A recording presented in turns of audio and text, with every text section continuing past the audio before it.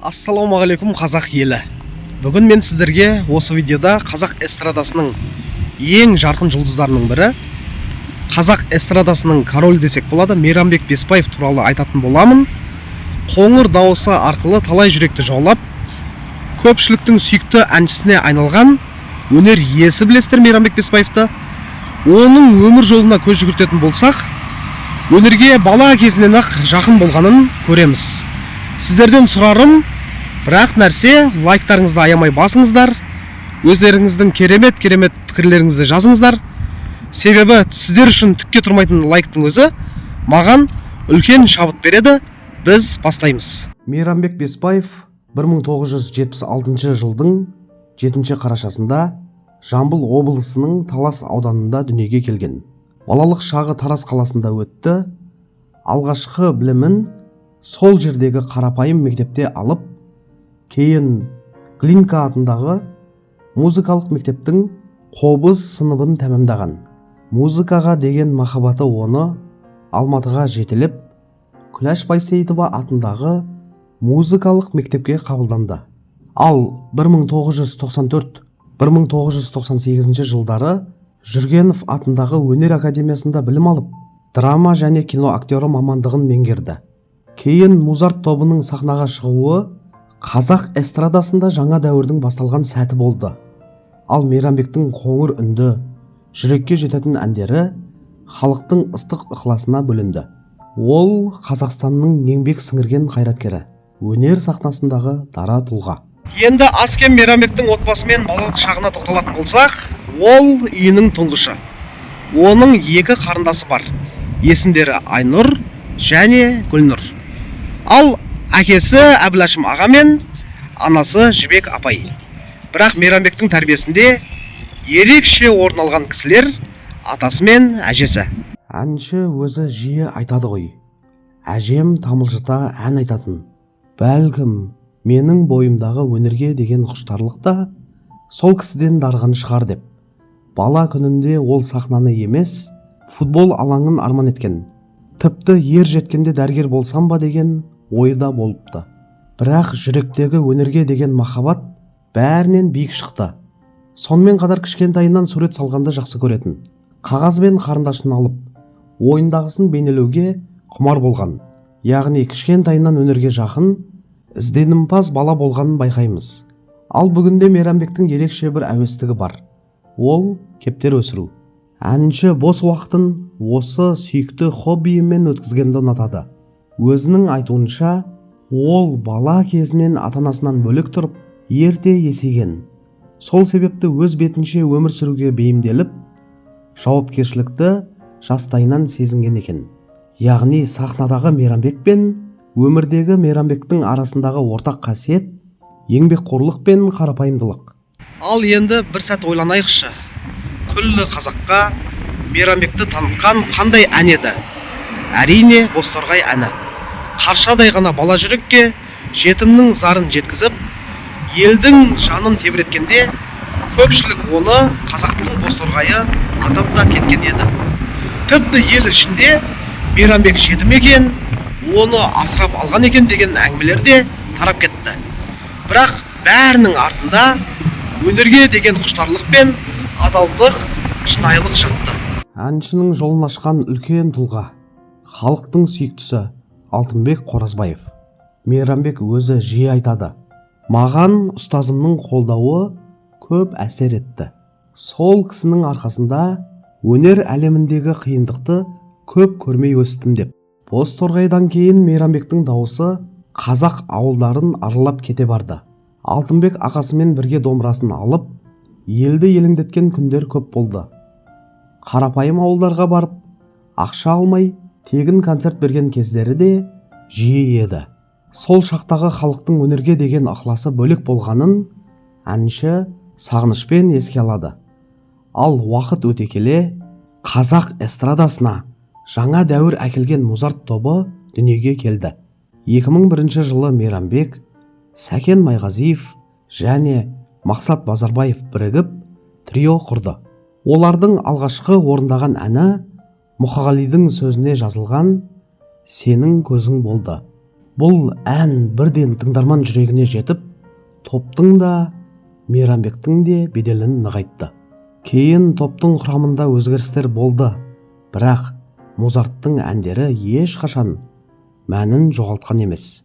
Тіпті 2013 жылы олар Музон телеарнасының Эмма жүлдесінде үздік ұжым атанды. Әнші сахнамен шектелмей, кино саласында да бағын сынап көрді. Әлі 15-ақ жасында «Қоштасқым келмейді» фильміне түсті. Кейін «Ғашық жүрек» атты картинаның да кейіпкері болды. 2017 жылы өзінің 30 жылдық өнер жолына арналған «Елге сәлем» атты үлкен концертін өткізді. Ал бүгінде Мейрамбек халықтың сүйіктісі ғана емес, болашақ шәкірттеріне тәжірибесін үйретуді армандайтын ұстазға айналып келеді. Қазақ эстрадасының қоңыр дауысты жұлдызының өнердегі ізі әлі талай буынға өнеге болатыны сөзсіз. Өнердің шыңына көтерілген әрбір адам талай сыннан өтеді ғой. Мейрамбектің де өмірінде сондай ауыр кезең болды. Ол 2008 жыл бүкіл елдің сүйіктісіне айналып үлгерген әнші қатерлі дертке шалдығады. Бір айдың ішінде ойлап қараңыздаршы, 30-35 келі салмақ жоғалтып жүдеп кеткен еді. Өзі сол күндерді еске алғанда, ауырған кезде өнерге құлқым болмады. Ән айтқың да келмейді екен. Құдай біледі, енді ән жазамыз ба, жоқ па деген үрей болды. Бірақ өзімді қинап, студияға барып, әрең болса да жазып шықтым дейді. Ол кезде ел арасында не бір әңгіме тарады. Әйелі тастап кетіпті, сахнаға енді оралмайды деген сынды сөздер. Бірақ та шын мәнінде жары Мархабат дәл сол кезде аяғы ауыр еді. Кейіннен өзі еске алып, Кәусарға жүкті едім. Елдің бәрі неше түрлі әңгіме айтты, бірақ біз мойымадық деген болатын. Ал сахнадағы әріптесі әрі досы Сәкен Майғазиев ол күндер туралы Мейрамбек сахнаға жүдеп жадап шыққан кезде көпшілік сенбеді. Тіпті бұл Мейрамбек емес деген сөздер айтылды. Бірақ сондай күйде халық алдына шығуға батылдығы жетті. Оның ерлігіне таң қаламын деп еске алады. Сол кезде Мейрамбектің қасында отбасы, адал достары тұрды. Жақындарының қолдауы оның ең үлкен қуаты болды. Өмірдің ең қиын сынағын өнерге, халқына, жанұясына деген сүйіспеншілігі арқылы жеңіп шықты. Ал енді Мейрамбек Беспаев ағамыз сахнадан тыс өмірде қандай адам? Жақындары мен әріптестері оның мінез құлқын жиі айтып жүретіні жасырын емес. Көп жылдан бері бірге ән айтып келе жатқан досы Сәкен Майғазиев Мейрамбек сахнада қандай адам болса, өмірде де дәл сондай адам деп айтқан екен. Қазақта көзсіз батыр деген сөз бар ғой. Мен оны дәл осы Мейрамбекке айтқан болар едім. Музарттың қалыптасуына ең көп үлес қосқан азамат та Мейрамбек деп айтқан екен. Ал Кенжебек Жанабілов болса, Мейрамбектің маған ұнайтын қасиеті өз қателігін мойындай білуі. Бұл нағыз ерге тән мінез деп баға берген. Өз кезегінде Мейрамбектің өзі де сұхбаттарында мен кешіре алмайтын ештеңе жоқ. Тіпті сатқындықтың өзін кешіремін. Бірақ әрине іштей біраз уақыт ренжіп жүретін кездер болады. Ал өзіме өзім кешіре алмайтын қателіктер бар.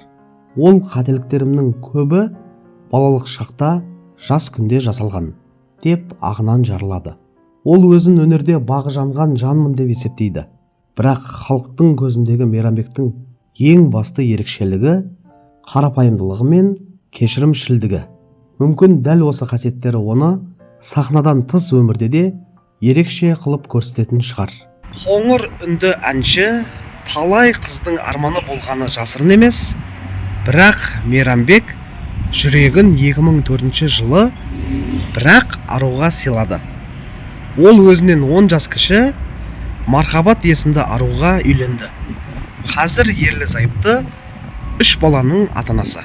Әнші өзінің жастық шағын еске алғанда, біреуге ес-түссіз ғашық болдым дей алмаймын, қайда барсаң да өлем, күйем деп соңынан жүгірген кездерім де болған жоқ. Гастрольмен жүргендіктен ондайға уақытым да болмады. Мен сүйген адамыммен қосылдым, жарыма ғашық болдым. Соған қуанамын. Бақыт қасыңда жүр. Тек оны бағалай білу керек, дейді Мейрамбек. Дегенмен өнер адамы болған соң, үйден гөрі түзде көбірек жүреді. Осыны ойлағанда өзі қынжылып, өзімді керемет әкемін деп айта алмаймын. Балалардың тәрбиесіне көбіне мархабатпен туыстар араласады. Сондықтан кейде өзімді жеткілікті әке емеспін деп ойлаймын, деп ағынан жарылады.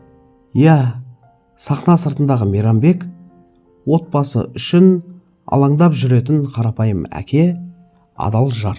Қорытындылай айтатын болсам, Мейрамбек бізге әнімен қуаныш сыйлаған, қарапайым қалпымен үлгі болған бүгінгі қазақ өнерінің мақтанышы.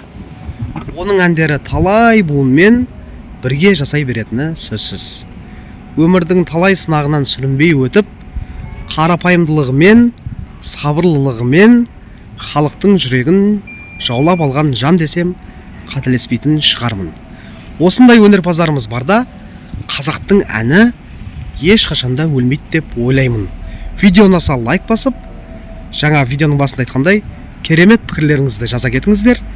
Келесіде қай әнші жайында айтайын, оны да жаза кетіңіздер. Амандықта көріскенше сау саламатта болыңыздар.